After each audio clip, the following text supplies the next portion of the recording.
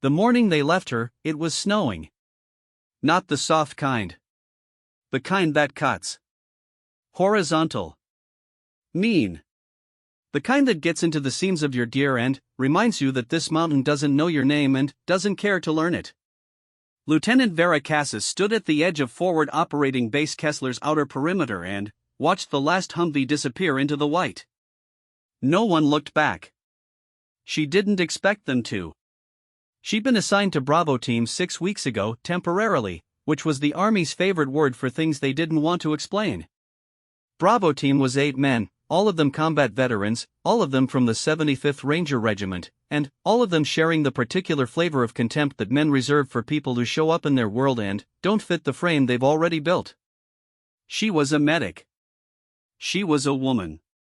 She was, and she heard this from Sergeant First Class Dale Rourke within 48 hours of her arrival, delivered to Staff Sergeant Okafor just loud enough, a political assignment.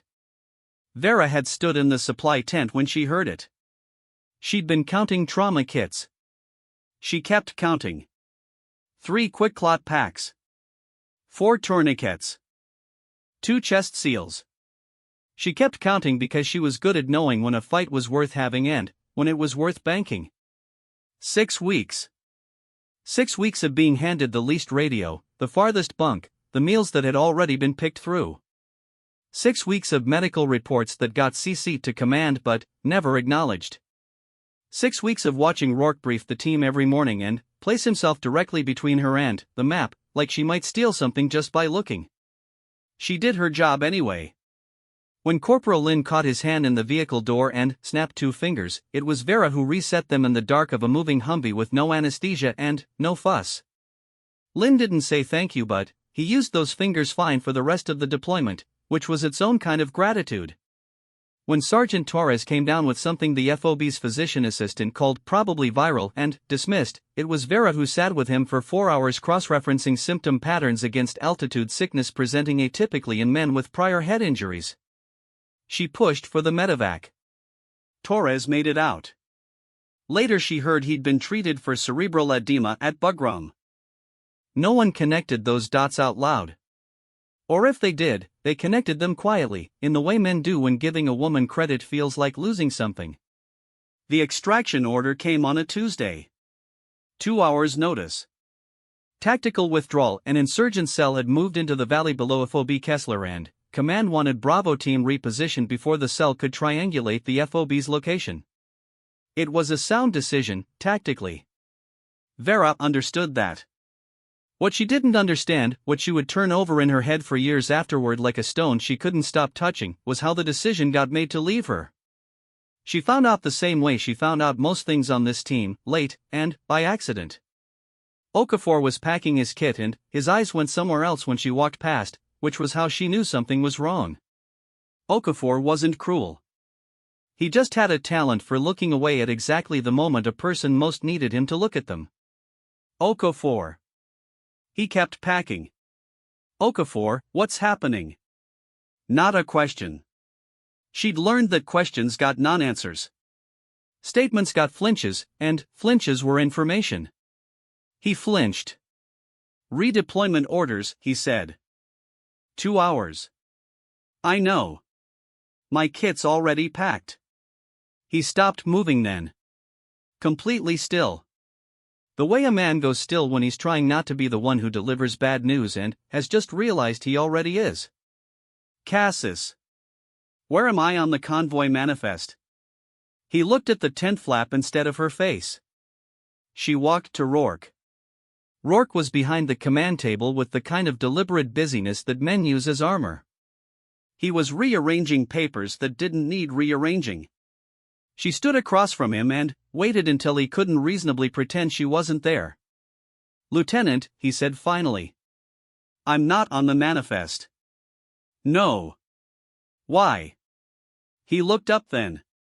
And this was the thing about Rourke, he wasn't stupid, and he wasn't even purely mean.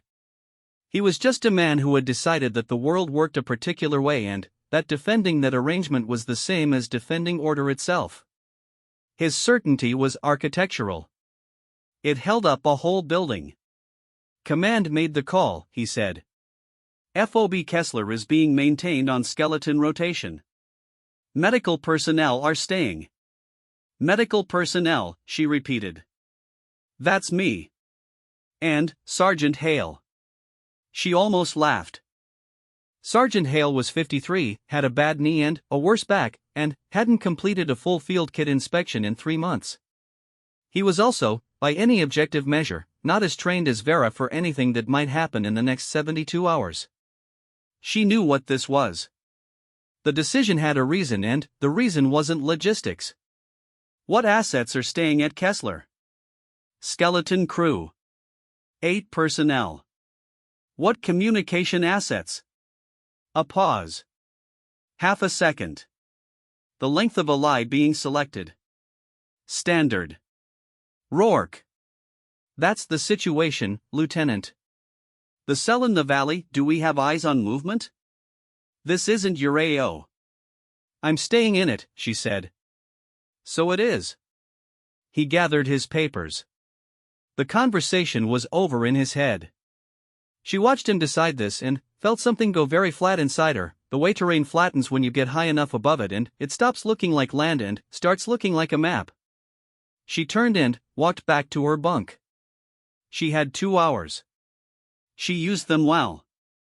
She pulled her secondary pack, the one she'd configured herself, not the one issued by the FOB's supply officer who'd given her a rack that was 3 pounds heavier than the men's and had a broken hip belt she'd replaced with paracord. Her secondary pack was a different thing entirely. She'd been building it quietly for 4 weeks, swapping components, rebalancing weight, running silent inventories in the dark after the team was asleep. It lived under her bunk like a secret she decided to keep until the right moment asked for it. She went through it by touch, by memory. Her hands knew the order. Trauma kit. 2 chest seals, 1 Israeli bandage, 3 tourniquets, hemostatic gauze. A field surgical kit that was technically above her certification but that she'd practiced on simulation kits until her hands could do the work without her eyes. Rations for 5 days. Water filtration. Emergency bivouac. Paracord, enough for 3 different uses. And the other thing. She pulled it out last, wrapped in a wool cloth she'd bought at the market in Kabul 8 months ago. It was the color of river clay and smelled faintly of cedar, and she'd chosen it for exactly those reasons: neutral, grounding, familiar. She unwrapped it. The Accuracy International AXMC lay in her hands the way something does when it knows you. She'd been shooting since she was 9 years old. Not competitively, not officially. Her father had a farm outside Baydun, and a rifle was a practical thing, not a statement. She'd shot ground squirrels at 200 meters before she was tall enough to see over the windowsill without a stool. She'd shot further than that before she understood what distance meant. The army had eventually noticed the scores on her qualification cards. They'd offered her a different path.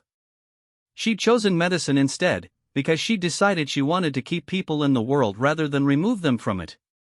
But she'd kept the skill. She'd kept it the way you keep a language you no longer speak daily, not for use, but because some things are part of you and forgetting them would be amputating something real. She ran her hand along the chassis. Outside, she heard the convoy engines starting. She wrapped the rifle back in the cloth. She checked her sidearm. She laced her boots with the double wrap she used in wet conditions and the single knot she could release in under 2 seconds if she needed to move fast. She was ready before Bravo team finished loading. She didn't go to say goodbye. The last Humvee left at 0612. She counted the sound of the engines until they disappeared, and then she stood in the silence for 30 seconds, which was how long she allowed herself. 30 seconds. The discipline she'd built around the feeling, not the feeling itself, which was real, which was heavy, which was the particular weight of being decided against by people who should have known better. 30 seconds. Then, work. She turned back to FOB Kessler, half empty now, the wind coming off the mountain with purpose, the snow still horizontal and still mean. Behind her, somewhere down in the White Valley, a cell of insurgents who didn't know her name was moving. In 48 hours, they would. The skeleton crew at FOB Kessler was 6 men, 1 woman, and Sergeant Hale, who spent the first 12 hours after Bravo team left sitting on his bunk looking at a photograph of his daughter. Vera let him. She had other things to do. The FOB was perched on a shelf of rock at 2,800 meters, squeezed between the mountain's face and a drop that went fast and far. In daylight it looked like something a child had built with rocks and determination. In the dark it looked like something the mountain had decided to tolerate temporarily. The communication array had 2 working radios and one that had been broken since before Vera arrived. She checked all 3 in the first hour. She filed a report to the duty officer, a man named Graves who was 24, had never seen combat, and had been assigned to Kessler as punishment for something he never explained. Graves looked at her report. Then, he looked at her. Rourke said the comms were standard, he said. Rourke was wrong. Or the array degraded in the last 2 hours. It didn't, she said. This one has been out for 3 weeks. Check the maintenance log. He checked the maintenance log. His face did something complicated. So we have 2 working radios, he said. One with reliable range. The second only reaches about 6 kilometers before it breaks up. Given our elevation and the cell's probable position in the valley, we have 1 real channel to command. That's not ideal, she said. No. Now let's talk about the surveillance situation. This was the thing about Vera that no one on Bravo team had ever been patient enough to discover. She was not a woman who panicked at bad situations. She filed them. There was a place inside her, she'd found it early, at 9 years old, the first time a storm came through so fast it buried her family's truck and her father's face did something she'd never seen it do before, something cracked and unsteady, and she'd taken inventory of the pantry while he stood at the window. There was a place that received bad information and sorted it by what could be acted on and what could only be survived. This was the kind of situation you acted on. She had Graves, who was frightened but functionally competent. She had Specialist Diaz, 22, motor pool, unexpectedly solid under pressure in a way he probably didn't know about himself yet. She had 6 other men of varying utility. She had 1 reliable radio. She had a cell of insurgents in the valley whose movement patterns she'd been quietly tracking for the past week using the FOB's optical surveillance system, which she'd started monitoring after she noticed that the original surveillance reports were being generated 30 minutes after observation windows and suspected someone was interpolating rather than observing. She was right about that. The actual movement data, when she pulled it herself, was different from the reports. The cell wasn't where the reports said. They were a kilometer further north. Closer to a secondary supply route. Positioned not to monitor Kessler but to access it, the distinction mattered. She put it all on the map herself. Handwritten, because the digital mapping system required a connection to the Kessler network and she didn't trust the network not to lose power. The map looked like a problem she knew how to solve. On the second night, the wind dropped. In the mountains, this sounds like relief, but it isn't. It means the cold consolidates, settles in, stops being a moving thing and becomes a static one. Temperature at Kessler fell to -19. The water in the secondary storage tank froze. Diaz discovered this at 0300 when he tried to fill his canteen and swore in Spanish for 30 seconds straight, which Vera found genuinely comforting in a way she couldn't have explained to him. She was on watch from 0200 to 0600, which she'd taken voluntarily because she slept badly at altitude and was better used awake. She sat on the observation platform with her optics and her map and her coffee, which was bad in a specific and irreplaceable way, FOB coffee, which tasted like someone had described coffee to a person who had never tasted it and that person had done their best. She drank it anyway. Through the optics, the valley was dark and still. Then, it wasn't. 3 lights. Moving in a pattern that wasn't random, 3 points of a loose triangle, maintaining spacing, which meant communication, which meant training. She clocked the movement for 11 minutes before she calculated trajectory. Then, she did it again, because the first calculation sat wrong and she'd learned to trust that sensation the way you trust a creak in a floor you've walked on for years. The second calculation was different. They weren't moving toward Kessler. They were moving toward the secondary route. toward a GPS waypoint she recognized from the convoy manifest the route Bravo team had taken on extraction. She was on the radio in 45 seconds. The channel crackled. She waited. The mountain pressed down on all sides. Kessler actual to Bravo convoy, this is Lieutenant Cassis, do you copy? Silence. Hiss of static. Bravo convoy, this is Kessler, I have visual on possible hostile movement along your projected route, grid reference, who is this? A voice she didn't recognize. Command relay, not the convoy directly. Lieutenant Vera Cassis, medical officer, FOB Kessler. I need to relay urgent intelligence to the Bravo convoy. I have confirmed movement, 3-point formation, train spacing, moving toward grid, you're the skeleton crew medic. The way he said it. Like these were coordinates on a map and she was the irrelevant one. Yes, she said.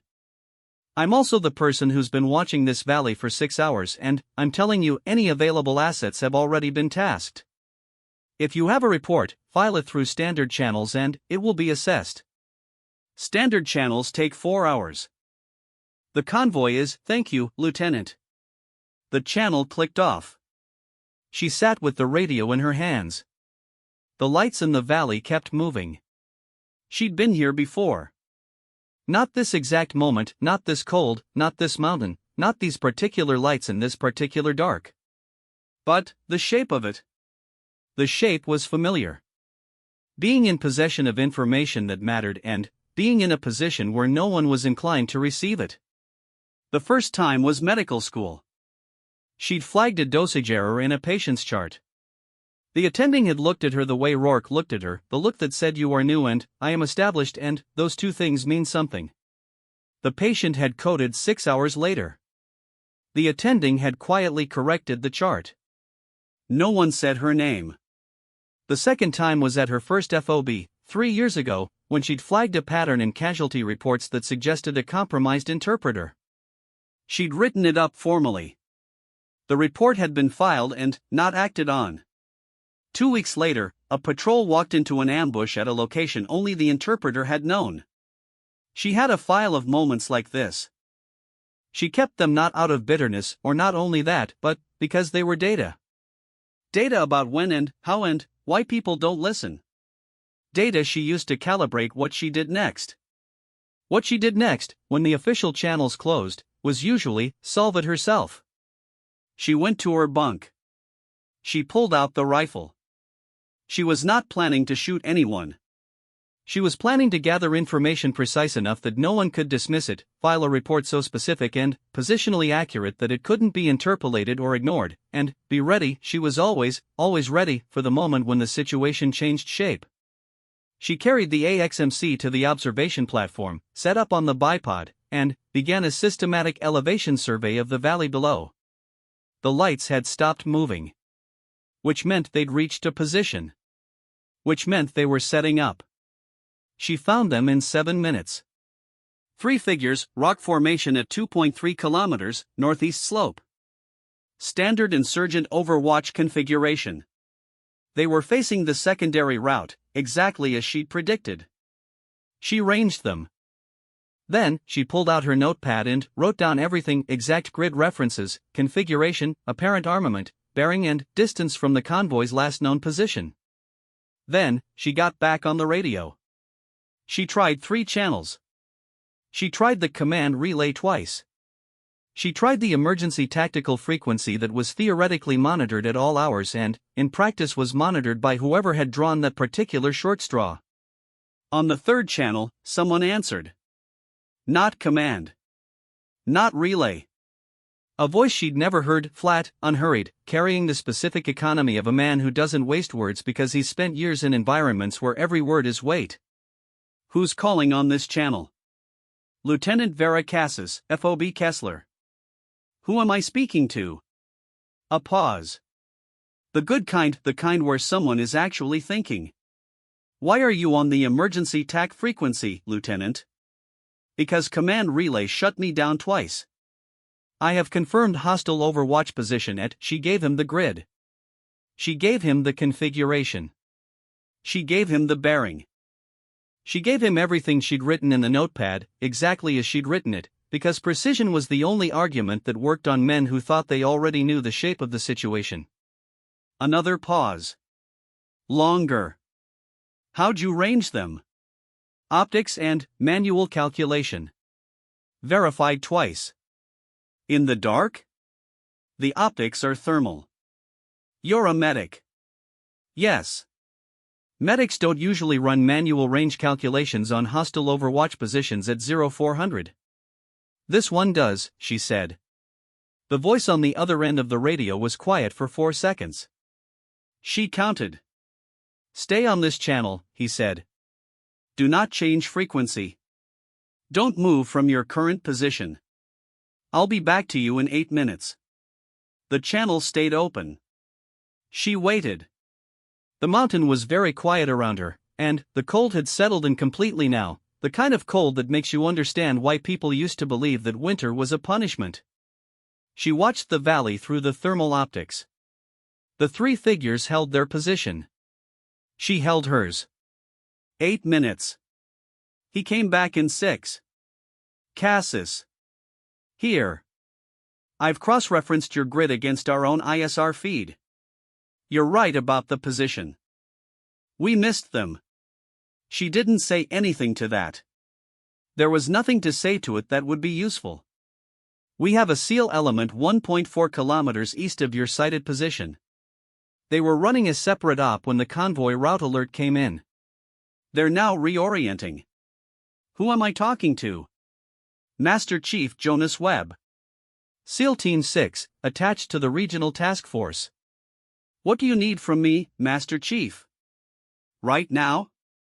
Keep eyes on those 3. Don't lose them. If they move, I need bearing and new grid immediately.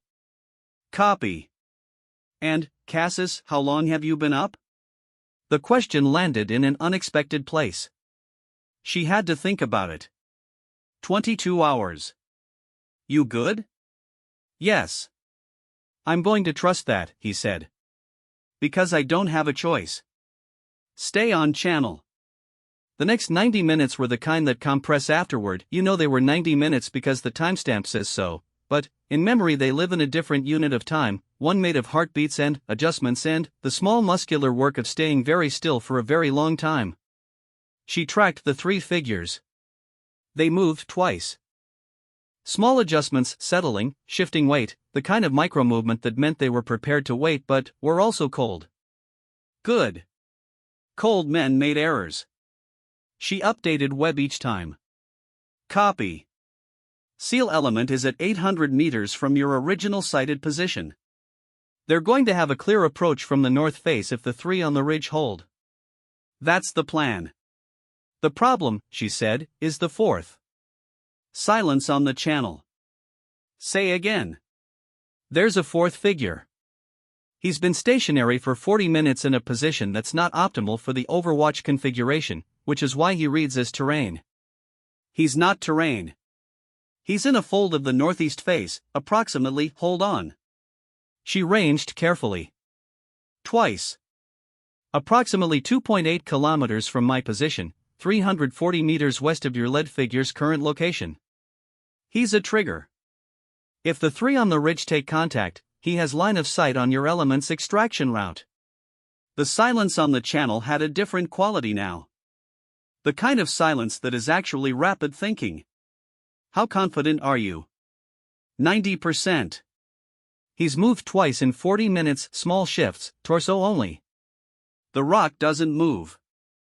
He does.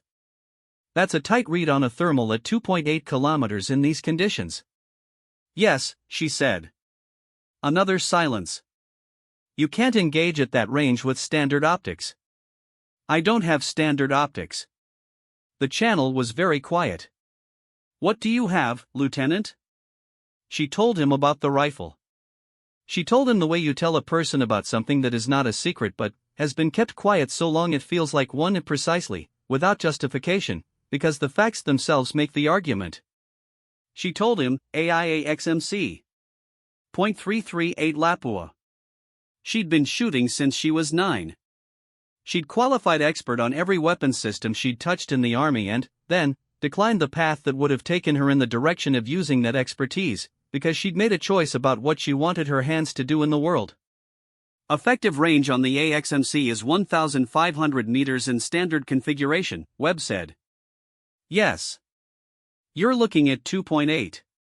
I know. That's difficult. Not impossible. The elevation differential works in my favor. I'm shooting down, so the bullet drop calculation shifts. The temperature suppresses barrel mirage at range.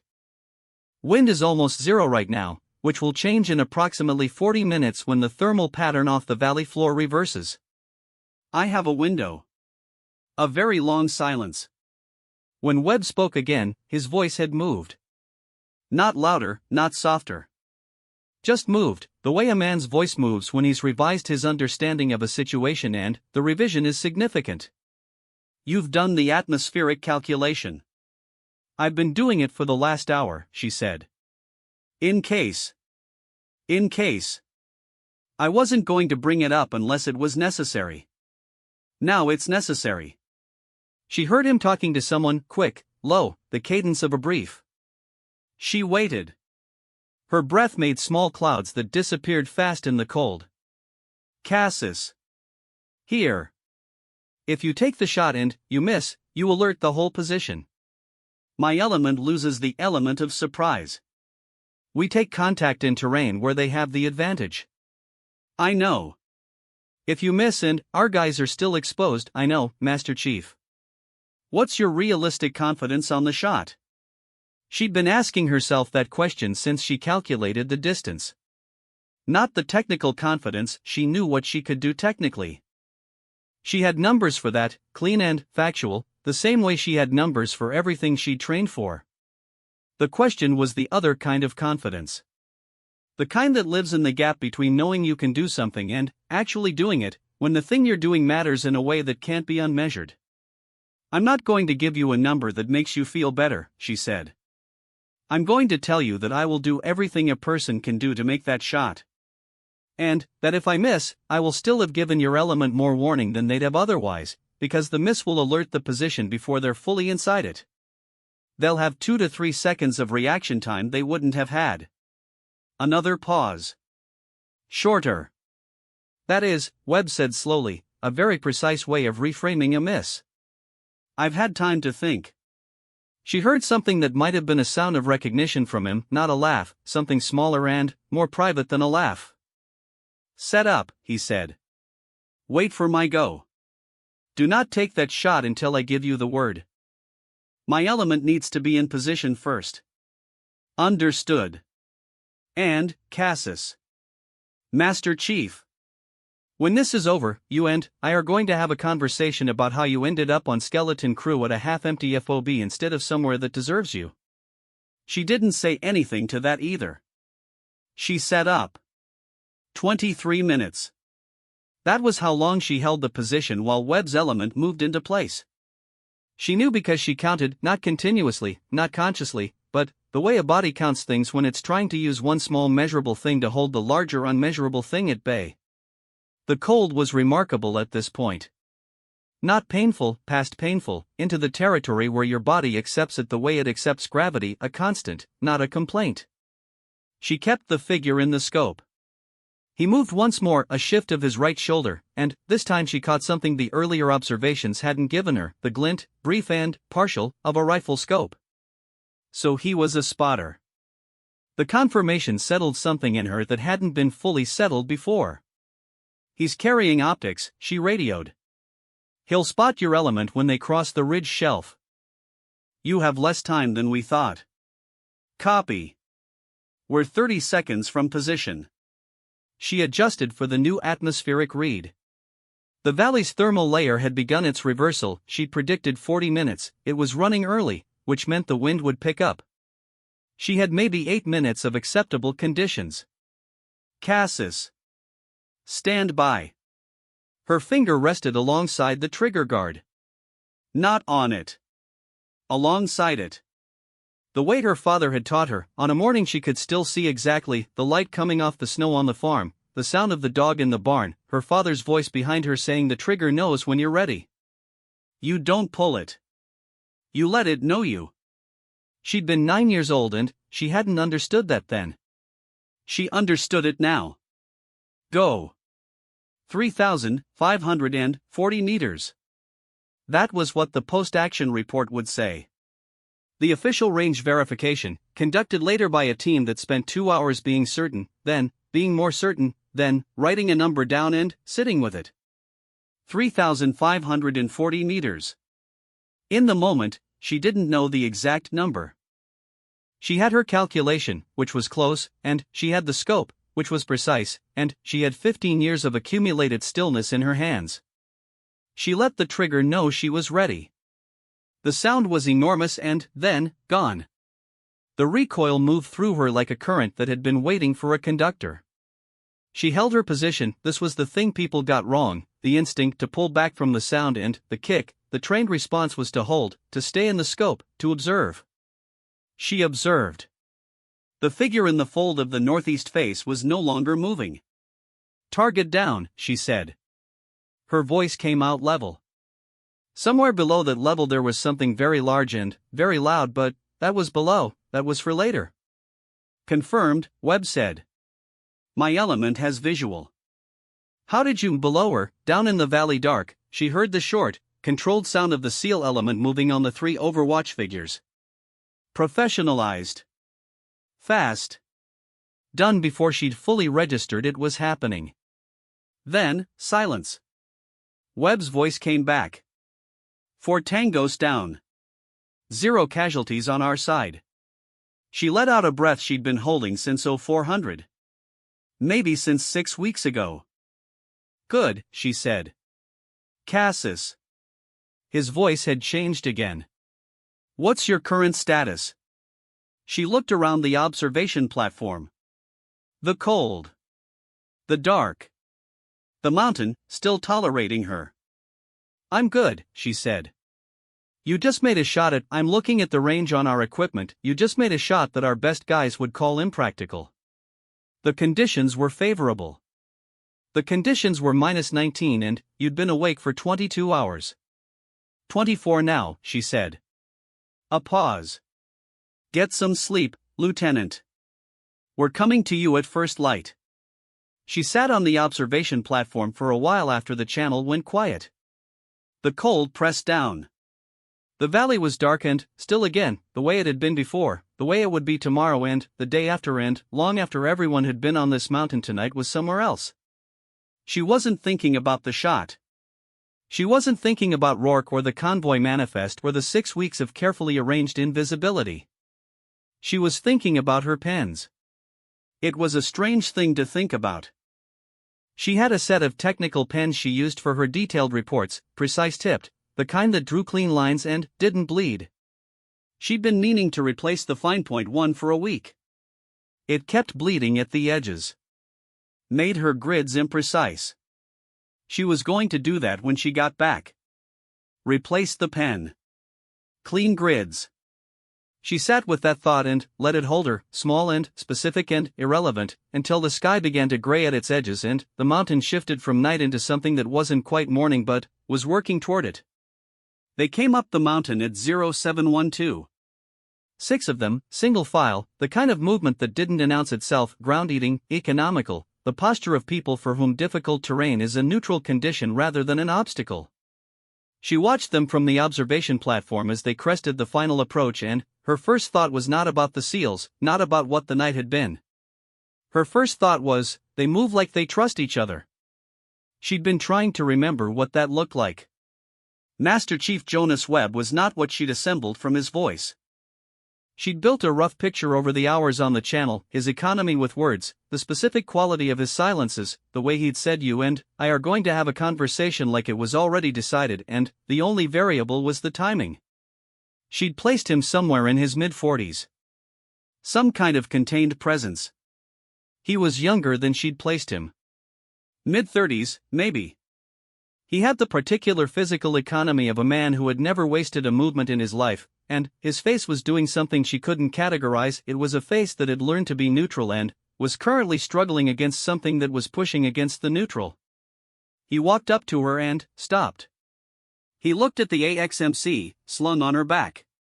He looked at the thermal scope still mounted on the observation platform. He looked at the handwritten map she'd left on the platform table. He looked at her. "You've been up here since midnight," he said. Not a question. I rotated up at 0200. I'm told you volunteered for 0200.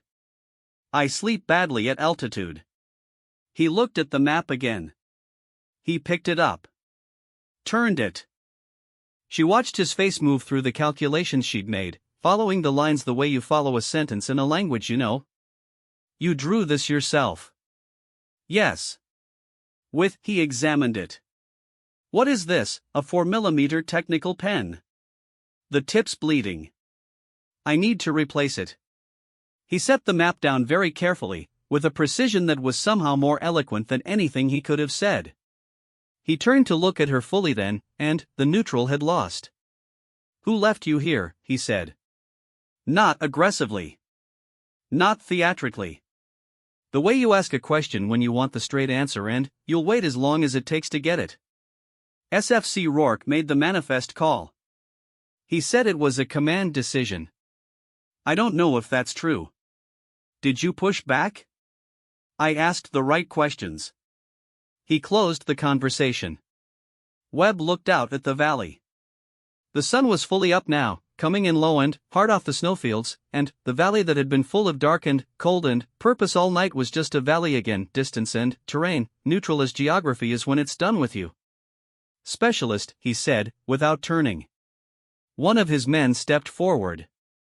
Young, she noted, 26, maybe 27, with the particular alertness of someone who was paying attention to everything. Get the range team on the 4th position. I want a verified measurement before we file.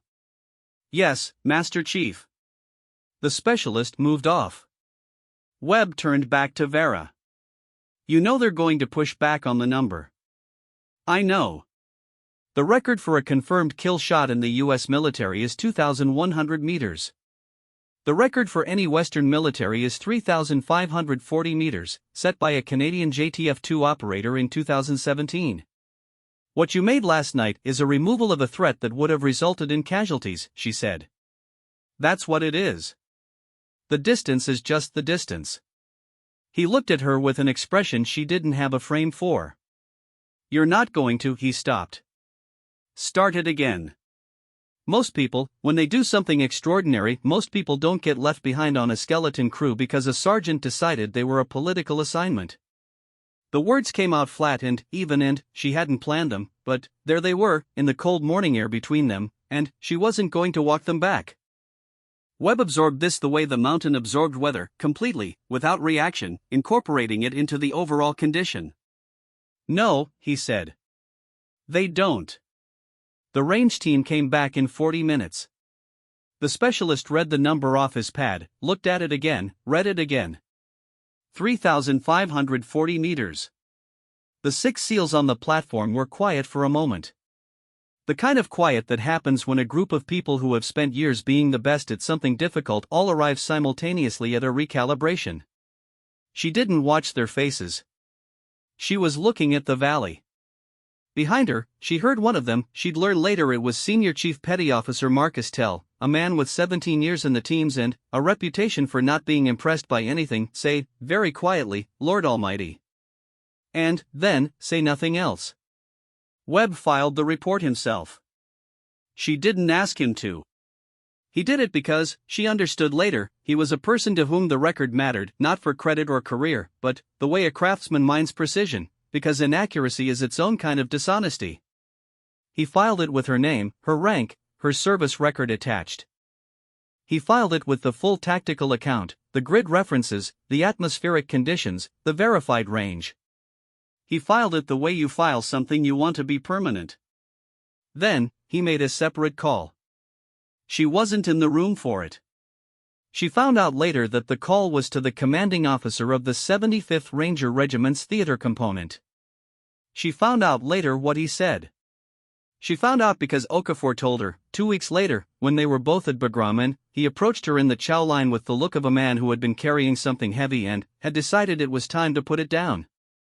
"Rourke's been relieved," Okafor said. "Command decision." Webb filed a supplementary report that named names. She kept moving through the chow line. "Vera," Okafor said. She stopped. Turned. His face was doing the thing it had done 6 weeks ago when he'd stood in the tent and looked at the tent flap instead of her. Except now he was looking at her. It had cost him something, she could see that. She didn't know if the cost made it worth more or just made it real. "I should have said something," he said. "Before the extraction." "I should have, you should have," she said. "Not mean. Not forgiving either. Just accurate. The truth that lives between accusation and absolution, the neutral ground where things are what they are." He nodded.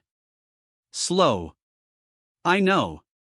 She looked at him for a moment. This man she'd worked alongside for 6 weeks. This man who had been decent to her in small ways and inadequate to her in the ways that mattered, which was the particular human combination that was hardest to have clean feelings about. "Get the far left tray," she said. "They usually put the chicken on that side." He blinked. "The chicken," she said again, and moved on. She didn't get a ceremony. She got a formal commendation, which sat in a file. She got a conversation with a general she'd never met before and would never meet again, who told her that her actions had been exceptional and exemplary, and asked if there was anything she needed.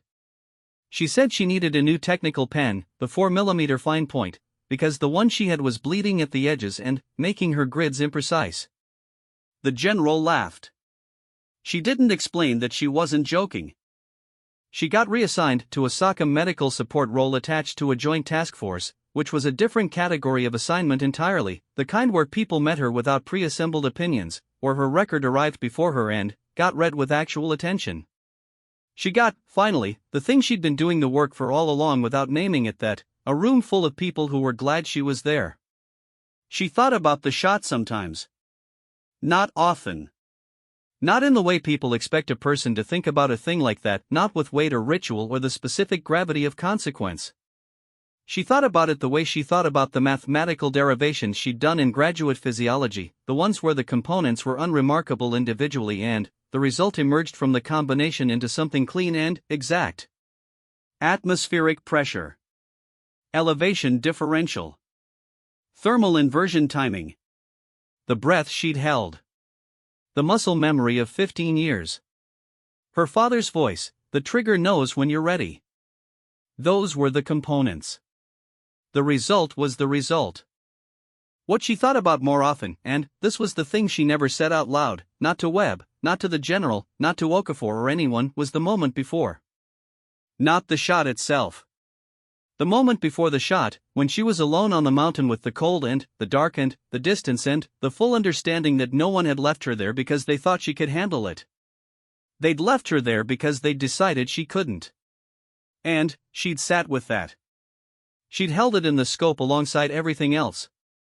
She'd let the trigger know she was ready. Webb found her again 4 months later, at a briefing at Camp Leatherneck. He was at the back of the room when she walked in and she almost didn't see him. He had that quality of not needing to announce himself, but she noticed him the way you notice something that has already proved itself to be important. He nodded. She nodded. After the briefing, in the hallway outside, "How's the new role?" "Good." "They treating you right?" "The way people treat you when they know who you are," she said. "Which helps." He took that in. "You ever going to take the path that goes with the rifle?" he asked. "Formally, I mean." She thought about it. Genuinely. The question deserved genuineness. "I'm a medic," she said finally. "I want to keep people in the world. You kept 6 of my people in the world that night. Different method. Same purpose." He was quiet for a moment. "The Canadian record," he said. "The one from 2017. I know about the record. It's yours now. Officially, in the file." She'd known that. She'd known it since the range team read the number. She'd held it the same way she held most things that turned out to be true about her, carefully, privately, not because she was ashamed of it but because she'd learned that the things you carry quietly last longer than the things you carry for an audience. "Yes," she said. "Does it mean anything to you?" She thought about the farm. The snow on the fields. Her father's voice. The dog in the barn. The cold that was so different from this cold, gentler, domestic, a cold that meant something was growing beneath it. She thought about the morning they'd left her. It was snowing. Not the soft kind. "It means I was there," she said. "And I was ready." Webb looked at her for a long moment. Whatever he'd been doing with his face since the morning on the platform, the struggling against the neutral, he stopped doing it now. He let whatever it was show. "Yes," he said. "You were." She walked out of the hallway into the Afghan light, which was doing what it always did at this hour, coming in low and gold and total, the kind of light that flattens everything it touches into pure clarity, no shadows, no softness, just the world exactly as it is. She had a briefing in 20 minutes. She had a new technical pen, the 4mm fine point, purchased 2 days ago at the PX, which made clean lines and didn't bleed. She had a record that was in a file with her name on it. She had all the things she'd had 6 weeks ago on the mountain, plus the one thing she hadn't had then. She had a room full of people who knew. She walked into the light.